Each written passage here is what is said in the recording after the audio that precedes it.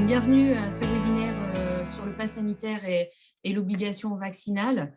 Donc, je suis Madame Barré, infirmière à l'ISTF, et je suis accompagnée de Madame Basile, qui est IPRP à l'ISTF. On a enlevé toutes les deux nos masques, on est toutes les deux vaccinées, c'est pour ça qu'on a pu enlever nos masques, mais on a quand même une petite distance entre nous deux pour garder la distanciation sociale.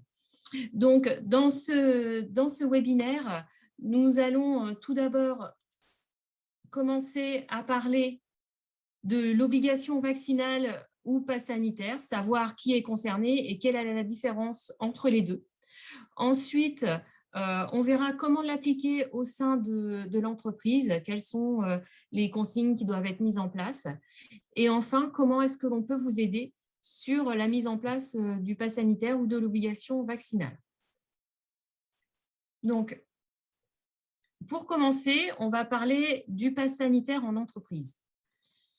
Le pass sanitaire, il peut être soit papier ou numérique, soit vous avez le pass sanitaire, la feuille avec le QR code, ou alors le numérique, c'est dans l'application Tous Anti-Covid.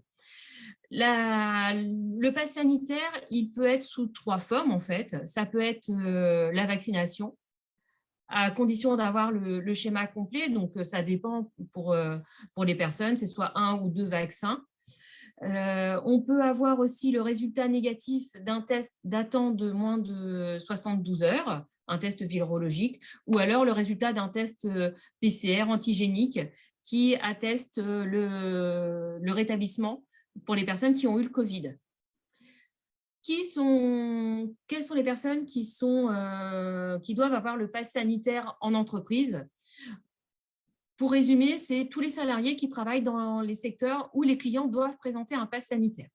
Donc, on va retrouver les lieux d'activité de loisirs, les lieux de convivialité, les restaurants, discothèques, par exemple, les lieux de santé, les transports publics et les grands centres commerciaux dans les secteurs où le préfet décide de l'obligation du pass sanitaire. Donc, voilà les endroits où les salariés doivent avoir un pass sanitaire. Alors, à quelle date ils doivent présenter un pass sanitaire? C'est à partir du 30 août pour les professionnels intervenant dans les lieux concernés, qu'il s'agisse des salariés, des intérimaires, des sous-traitants ou des bénévoles. Alors, pour les moins de 18 ans, je pense par exemple pour les apprentis, il y a un délai parce que comme la vaccination a commencé plus tard chez les moins de 18 ans, le délai est au 30 septembre.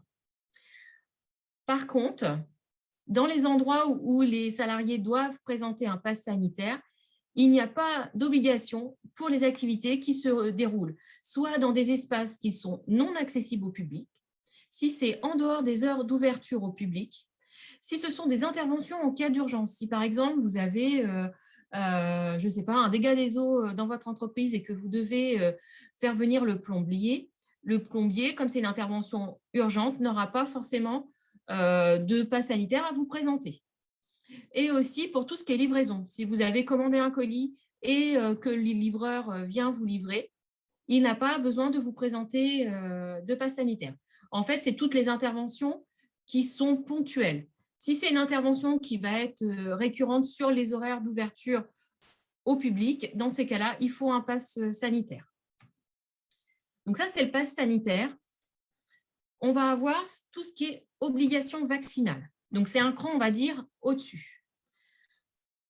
Le délai d'obligation de vaccination, c'est à partir du 9 août. Mais c'est uniquement pour tous les salariés qui exercent dans des établissements soumis à l'obligation. Donc, les établissements qui vont être soumis à obligation, c'est tout le secteur, pour schématiser, sanitaire et social, les EHPAD, tout ce qui rentre dans le champ du handicap. Donc, on va avoir différents délais pour que les personnes puissent présenter leur schéma vaccinal complet, qui peut aller jusqu'au 15 octobre. Alors, ce n'est pas évident. Il y a un petit document qui résume la différence entre le pass sanitaire et l'obligation vaccinale et les différents délais qui peuvent être incombés aux personnes. Donc, on a vu donc, le pass sanitaire dont on vient de parler. Il est applicable pour l'accès au public depuis le 9 août.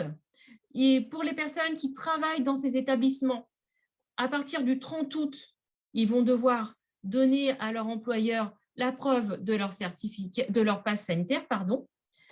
Et on a vu qu'à partir du 30 septembre, c'est pour les personnes de moins de 18 ans, ils doivent avoir un pass sanitaire valable.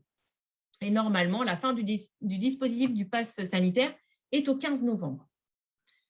L'obligation vaccinale, en fait, pour les personnes qui ont un schéma vaccinal complet, donc soit une dose pour le vaccin de type Janssen ou pour les personnes qui ont eu le Covid, ou alors 2 doses pour les personnes qui ont été vaccinées sur de l'AstraZeneca, du Pfizer ou du Moderna.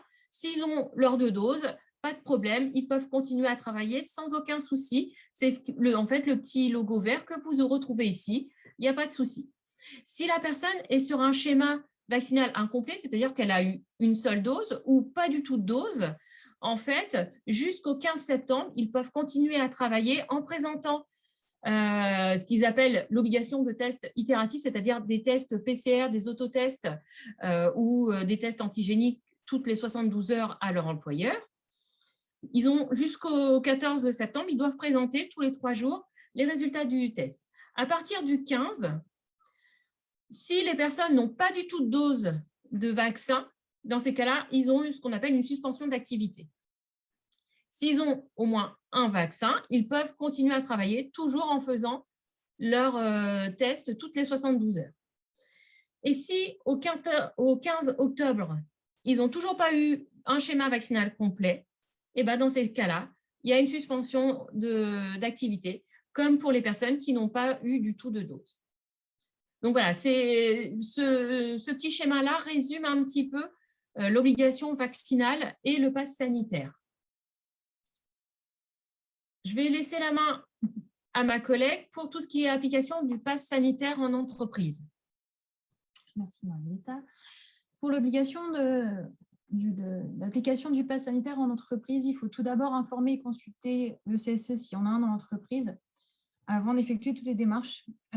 Pour contrôler le pass sanitaire en entreprise, il y a ce qu'on appelle une application qui s'appelle Tous Anti-Covid Vérif pour contrôler justement la validité du schéma vaccinal qui s'affiche juste là, vous voyez bien. Quand c'est petite flèche valide, ça veut dire qu'il est complet. Et quand il est non valide, c'est sûrement il a dû faire les 2 doses. Mais comme il y a un délai de 7 jours, pour l'instant, il n'est pas complet le schéma, donc il n'est pas valide. En l'absence de contrôle, c'est-à-dire que vous ne faites pas de contrôle en entreprise, malheureusement, vous risquez soit une fermeture administrative, soit une amende. Et s'il y a 3 contrôles et vous ne faites toujours pas le contrôle en entreprise, s'il y a 3 récidivistes, sur une période de 15 jours, vous voyez, c'est c'est pas beaucoup, et vous risquez jusqu'à une peine de prison d'1 an et 9 000 € d'amende.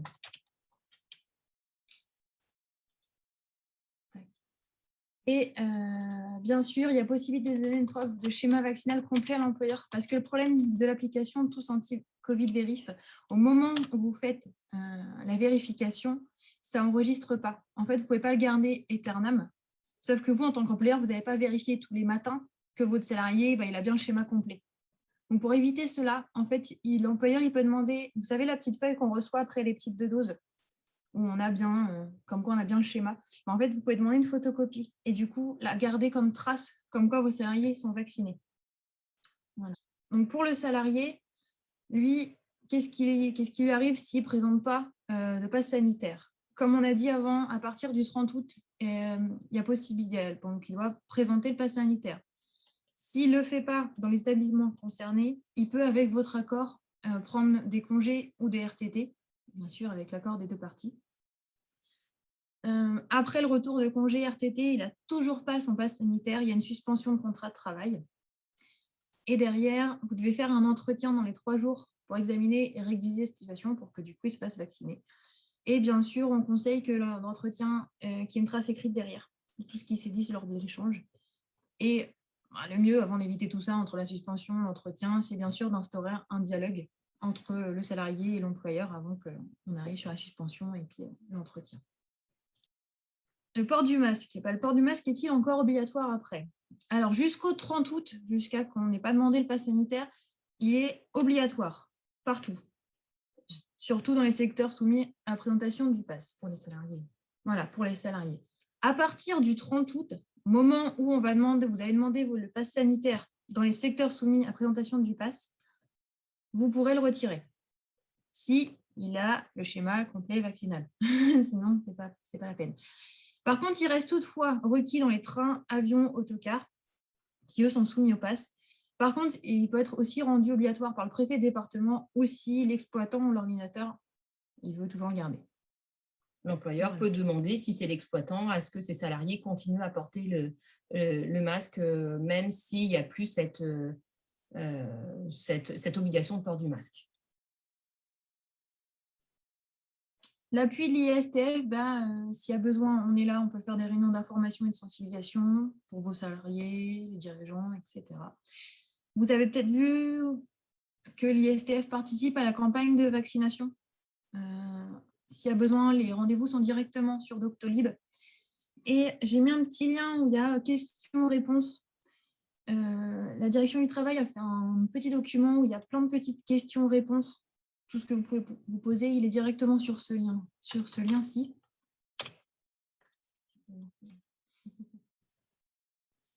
Et vous retrouvez sur notre site internet tout ce qui est outils, support, vous avez peut-être vu, pour informer, sensibiliser vos salariés. Et il y a, qui est toujours activé, une ligne dédiée pour la santé du dirigeant.